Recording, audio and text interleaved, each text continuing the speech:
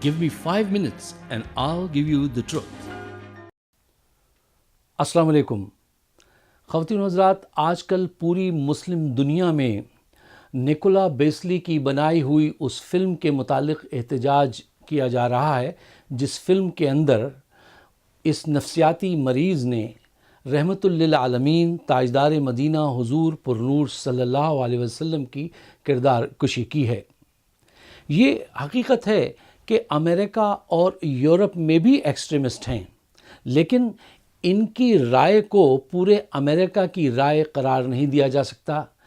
ان کے کام کو پورے کرسچنز کی سوچ کا مظہر نہیں بنایا جا سکتا، نہیں بتانا چاہیے۔ یہ حقیقت ہے کہ ایک تواتر کے ساتھ کبھی خاکے بنائے جاتے ہیں، کبھی ناول لکھا جاتا ہے اور کبھی فلم پروڈیوس کی جاتی ہے۔ ایسا کیوں ہوتا ہے؟ ایسا اس لیے ہو رہا ہے کہ ان کو یہ بات پتہ چل گئی ہے کہ پیسہ کمانے کا یہ بہت اچھا طریقہ ہے کہ مسلمانوں کے خلاف کوئی فلم بناؤ یا ناول لکھو، کیونکہ مسلمان اس پہ ریئیکٹ کرتے ہیں بہت تیزی سے۔ ریئیکٹ کرنے پر ان کو شہرت بھی ملتی ہے اور صرف انٹرنیٹ پر ان کے ناولز جو ہیں وہ لاکھوں کی تعداد میں فروخت ہوتے ہیں۔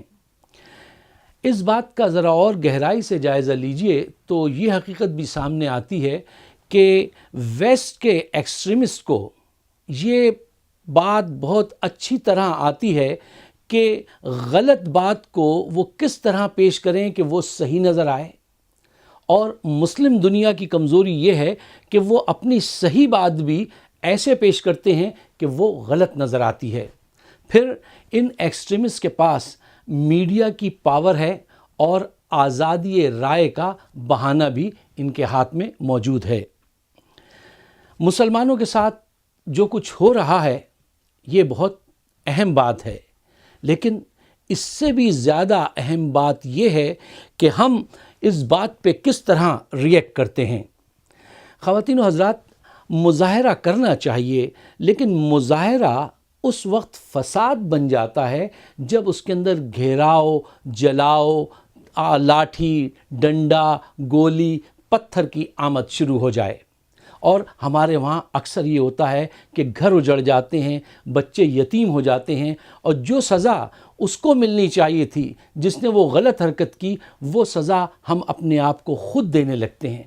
اس لیے یہ مناسب طریقہ نہیں ہے جو احتجاج کا طریقہ ہمارے ملک میں آزمایا جاتا ہے۔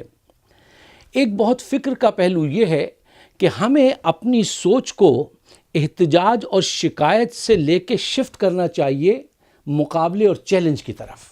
اس لیے کہ شکایت کیا ہے؟ شکایت میں آپ صرف آواز ہی بلند کر سکتے ہیں، شور ہی مچا سکتے ہیں، نعرے ہی لگا سکتے ہیں، جبکہ مقابلے اور چیلنج میں یہ صفت ہے کہ وہ آپ کو حکمت کی طرف، تدبر کی طرف اور کامیابی کی طرف لے کے جاتی ہے۔ کون سی سوچ آپ کو یہاں لے جاتی ہے؟ مقابلے کی سوچ آپ کو یہاں پہ لے کے جاتی ہے۔ آج جب مسلمانوں کے ساتھ یہ سب کچھ ہوا ہے تو امریکہ میں بسنے والے مسلمان کیا کر سکتے ہیں؟ امریکہ میں بسنے والے پاکستانی یہ کر سکتے ہیں کہ ہم اپنے غصے کو قوت میں تبدیل کریں، ہم منفی باتوں کا جواب مثبت انداز فکر سے دیں۔ مثلا ہم یہاں پر نبی کریم صلی اللہ علیہ وسلم کی حیات طیبہ پر بہت سارے بکلیٹ چھپوا کر تقسیم کر سکتے ہیں۔ آپ کو اس بات کا تو علم ہے کہ اس ملک میں مسلمانوں کی ایک سال کی جو اسپینڈنگ ہے وہ $200 بلین ہے۔ ہمارے پاس وسائل کی کمی نہیں ہے، ہم یہ کتب تقسیم کر سکتے ہیں۔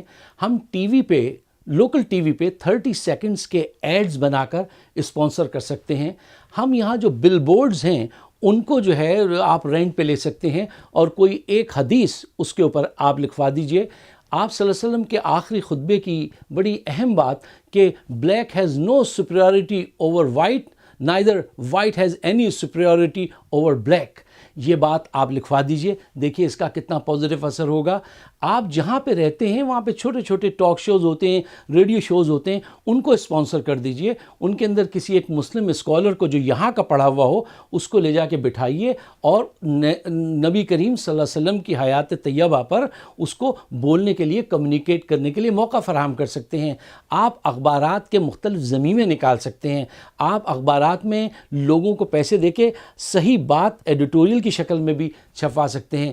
خواتین و حضرات، ہم نے آج تک ویسٹ میں یہ بات بتائی نہیں جو ہمارا فرض تھا، کہ یہ وہ نبی ہیں جو قوت رکھتے ہوئے بدلہ نہ لیا کرتے تھے، یہ وہ نبی ہیں جو اس عورت پہ مہربان رہتے تھے جو سر پہ اوجڑی پھینکتی تھی تو آپ اس کی دوا لینے چلے جاتے تھے، یہ اس نبی کی شان میں گستاخی کرتے ہیں کہ جس کے نالین شریف میں جب خون بھر گیا تھا تو اس نے دعا کی تھی، بد دعا نہیں دی تھی۔